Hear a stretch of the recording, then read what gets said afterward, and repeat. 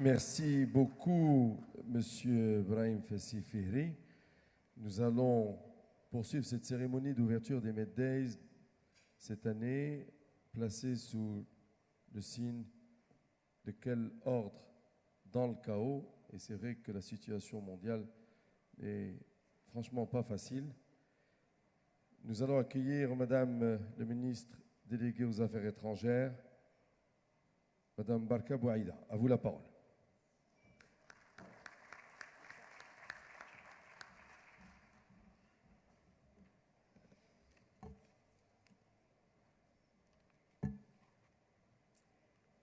Monsieur le Président, Excellences, Mesdames et Messieurs, permettez-moi tout d'abord de remercier toute l'équipe de Med Days, à sa tête le Président Brahim Fassi Fihri, pour l'organisation de cette 7e édition, dont le thème est tellement parlant, quel ordre dans le chaos. Ces thématiques qui nous interpellent quant à la nécessité de trouver un nouvel ordre normatif et une nouvelle forme de régulation bien différent de ceux qui avaient permis de gérer le monde durant le XXe siècle. Car, à l'évidence, le monde tel qu'il est en train d'évoluer et de se mouvoir aujourd'hui n'est pas en train de se constituer comme une unité politique homogène. Bien au contraire, et Monsieur le Président l'avait dit avant moi, il en résulte un paysage géopolitique fragmenté qui s'est particulièrement exacerbé durant l'année 2014. Gaza, l'Irak, la Syrie, la Libye, le Sahel, la RCA, l'Ukraine, et comme si on n'en avait pas assez, les effets de l'Ebola. Et ces crises à répétition se passent à un moment où les États ne sont plus les seuls acteurs légitimes. On assiste à l'émergence de nouveaux acteurs influents, ONG, médias, multinationales, mais aussi organisations criminelles. Ceci nous amène à nous poser plusieurs questions. Pourquoi cette fragmentation? Est-ce l'impact de la mondialisation? Est-ce l'impact de la libéralisation des économies? Quel est le rôle des puissances mondiales? Quel est le rôle des puissances émergentes, etc. Bref, plein de questions. À juste titre, la carte des nouveaux rapports de force qui se dessinent sous nos yeux et qui plaide en faveur d'une gouvernance mondiale d'un type nouveau, une gouvernance qui puisse refléter au mieux la réalité des nouveaux rapports de force, qui puisse assurer une meilleure représentativité dans les instances internationales, qui puisse prévenir et lutter contre les transactions illicites et le terrorisme transfrontalier, qui puisse renforcer la bioéthique et sauvegarder l'intégrité et la dignité humaine et qui puisse en définitive concilier entre le national et le global. En un mot, il faut repenser le monde. En attendant, il est fondamental pour nos pays d'agir et d'anticiper tout en se fixant un horizon et en garantissant une interaction continue entre les politiques publiques nationales et la politique étrangère.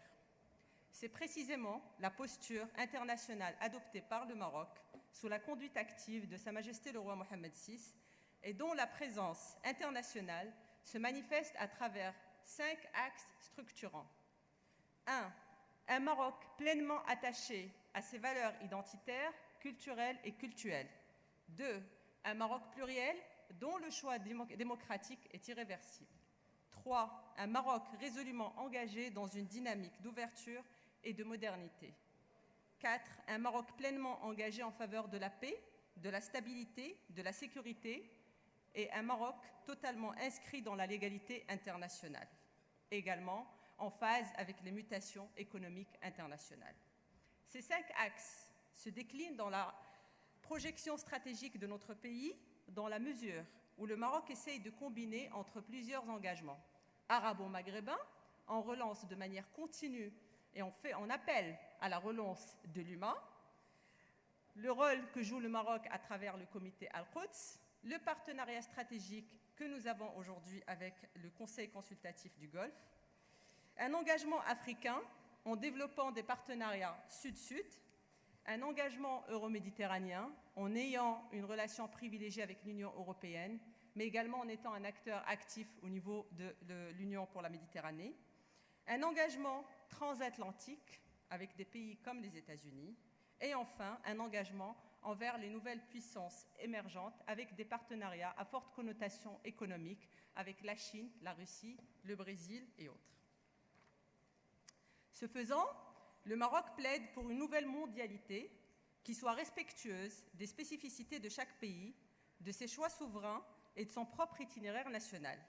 Sa Majesté le roi Mohammed VI avait mis l'accent dans le message qu'il avait adressé à la 69e session de l'Assemblée générale des Nations unies en septembre dernier sur la nécessité de tenir compte des parcours respectifs et des particularités nationales des pays en développement, particulièrement ceux de l'Afrique. Et le souverain avait rappelé avec pertinence que la stabilité ne peut se réaliser sans développement et le développement n'est possible que dans la stabilité. Mais ils sont, l'un et l'autre, liés au respect de la souveraineté et de l'intégrité territoriale des États, des cultures et des coutumes de leur peuple. Ceci m'amène à évoquer brièvement l'Afrique, notre continent. En effet, la carte de nouveaux rapports de force qui se dessinent sous nos yeux doit répondre aux intérêts de notre continent et satisfaire aux aspirations légitimes de toutes les Africaines et Africains. L'action collective des pays africains devrait viser une meilleure représentativité de notre continent dans la géoéconomie mondiale. Cela passe à travers une meilleure intégration économique. Une intégration qui ne peut se faire sans le renforcement de la stabilité politique et de la bonne gouvernance. La démocratie africaine, mesdames et messieurs, se construit et se renforce de jour en jour. C'est un motif de fierté et de satisfaction. C'est également un motif de surcroît de protagonisme à l'échelle internationale. À cet égard, dans le message de Sa Majesté à l'Assemblée générale des Nations unies, Sa Majesté avait rappelé que le monde aujourd'hui est à la croisée des chemins.